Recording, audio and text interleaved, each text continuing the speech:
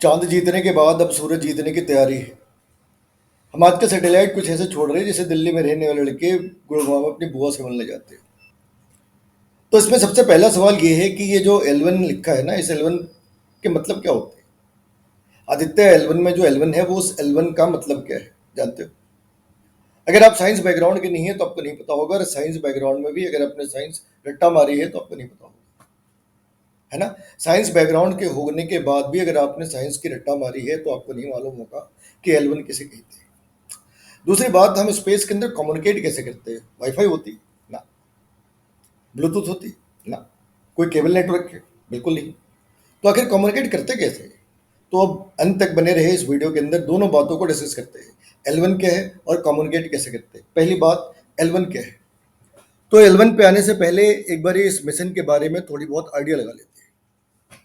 सबसे पहले जो बातें यहाँ नहीं लिखी है, चांद हमसे 4 लाख किलोमीटर दूर है, सूरज हमसे 15 करोड़ किलोमीटर दूर है।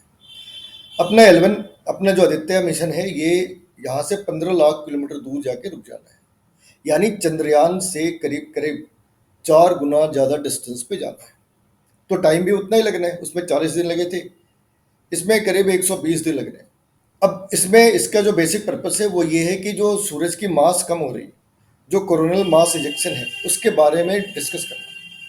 जैसे चंद्रयान के ऊपर 8 के आसपास पेलोड गए थे, इस पे भी 7 पेलोड है, जो अलग अलग चीज़ों को डिस्कस करने के बाद। अब जैसे समझ लो कि स्पेस के अंदर ये अपना सन है और एक दूसरी प्लेनेट है, और उन दोनों के बीच में एक पॉइंट आती है जहां पे अट्रैक्टिव फोर्स बिल्कुल बैलेंस होता है।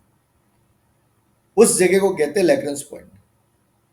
और अगर हम ऐसे निकाले तो हमारे पास ऐसे 5 लैग्रेंज पॉइंट आते हैं। तो जो पीले से सर्कल करा हुआ है वो अपना एल वन है, उतने ही डिस्टेंस में बाहर की साइड पे जो है वो एल टू है। बाकी एल फोर और एल फाइव आप देखेंगे, वो जो इलिप्टिकल ऑर्बिट है उसके पेरिफेरी के ऊपर है। और एक बिल्कुल अपोजिट साइड पे एल टू और एल वन के अपोजिट साइड पे जो पॉइंट है उसे एल थ्री कहते हैं। एक कोई प्लेनेट है और एक सन है, अर्थ है और सन है। इसके बीच हम एक ऐसी जगह पे जा रहे हैं जहाँ पे दोनों की गुरुत्वाकर्षण, ग्रेविटी, ग्रेविटी जो फोर्स ड्यू टू ग्रेविटी है वो बैलेंस करते हैं एक दूसरे को। यानी उस जगह पे अपनी फ्यूल सबसे कम खर्च होगी। यानी उस जगह पे हम चाहे जितनी मर्जी जितने सालों तक रोटेट करते रहे, अपना फ्यूल नहीं लगना। पहले 4 स्टेज के अंदर आज आज का काम पूरा हुआ, और इन 4 स्टेज में रफली 30 मिनट के अंदर में करीब करीब 10,000 किलोमीटर तय करा। 30 मिनट के अंदर 10,000 किलोमीटर तय करा। उसके बाद वो अर्थ की ऑर्बिट में गोल गोल गोल गोल घूमती रही। और एक पॉइंट आने के बाद जब उसकी वेलोसिटी 11.2 किलोमीटर पर सेकंड की हो जाएगी, 11.2 किलोमीटर पर सेकंड, तब वो क्रूज फेज के अंदर एंटर करती है और वो लैग्रेंज पॉइंट की तरफ जाएगी। अब दूसरी सवाल, स्पेस के अंदर आखिर हम कम्युनिकेट कैसे करते हैं? ना कोई वाईफाई है, ना कोई ब्लूटूथ है, ना कहीं कोई केबल नेटवर्क है, तो फिर आखिर कम्युनिकेट कैसे करते हैं? उसके लिए एक इंस्टीट्यूट है, एक ऑर्गेनाइजेशन है ISRO telemetry tracking and command network. तो ये जो इसरो इसरो की जो कमांड नेटवर्क है, ये बेसिकली बेंगलुरु के अंदर रामनगर एक जगह है जहाँ पे शोले की शूटिंग हुई थी।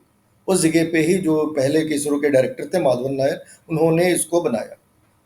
इसके अंदर है क्या? इसके अंदर बड़े बड़े एंटीना। कितने बड़े एंटीना? 32 मीटर्स का एंटीना, 18 मीटर का एंटीना। और ये एंटीना स्पेस के साथ कनेक्ट होते हैं। कैसे कनेक्ट होते हैं? इसके पास अपने दो तरीके हैं। एक ट्रांसमीटर है, दूसरा रिसीवर है। क्या करते? ये रेडियो वेव और माइक्रोवेव ट्रांसमिट करते हैं। कौन सी वेव? रेडियो वेव और माइक्रोवेव ट्रांसमिट करते हैं। ज़्यादातर इनकी ट्रांसमिशन रेडियो वेव के अंदर होती है। करते एस बैंड और एक्स बैंड। तो आप ये समझ लो, धरती के पास से इसने ट्रांसमिट करा, आसमान में जियो स्टेशनरी ऑर्बिट के अंदर अपने जो सैटेलाइट्स घूम रहे, उनके एक्स बैंड और एस बैंड, उनको उन डाटा को नीचे की तरफ भेजते। इसने डाटा भेजा, उसने उस डाटा को एनालाइज करा, उसे वापस नीचे भेजा। ये बातें कहना जितनी आसान है, प्रैक्टिकली बहुत ही मुश्किल है, क्योंकि जब डाटा इतने किलोमीटर से, लाखों किलोमीटर से धरती तक आता है, वो डाटा कई बार इतना वीक हो चुका होता है कि हम उसको डिकोड नहीं कर सकते। तो कई बार हमें बीच में बूस्टर लगाने होते, कई बार उसे एम्पलीफाई करना होता, और कई बार इस टेक्निक का यूज करना होता कि अगर उसकी एनर्जी खत्म भी हो जाए, बहुत कम भी हो जाए, तब भी वो रीडेबल हो, हम उसे आइडेंटिफाई कर सके कि क्या मैसेज अपने पास है। तो आज की इस वाली वीडियो में हमने दोनों बातों को डिस्कस करा कि एल1 कैसे क्या है, और कम्युनिकेशन नेटवर्क कैसे है। तो इसे बेसिकली डीप स्पेस नेटवर्क कहते हैं। एक टेक्निकल वर्ड है डीप स्पेस नेटवर्क। अगर आप उसके आगे आई लगा दें तो Indian deep space network. Video पसंद आई तो लाइक करें, सब्सक्राइब करें, शेयर करें, और अगर आपके कोई सवाल हो तो ज़रूर कम्युनिकेट करें। अगर आपको लगता है कि माइक्रोवेव या रेडियो वेव के बारे में या किसी और टॉपिक के ऊपर कोई वीडियो होनी चाहिए तो आप इसके बारे में कमेंट बॉक्स के अंदर लिख सकते हैं।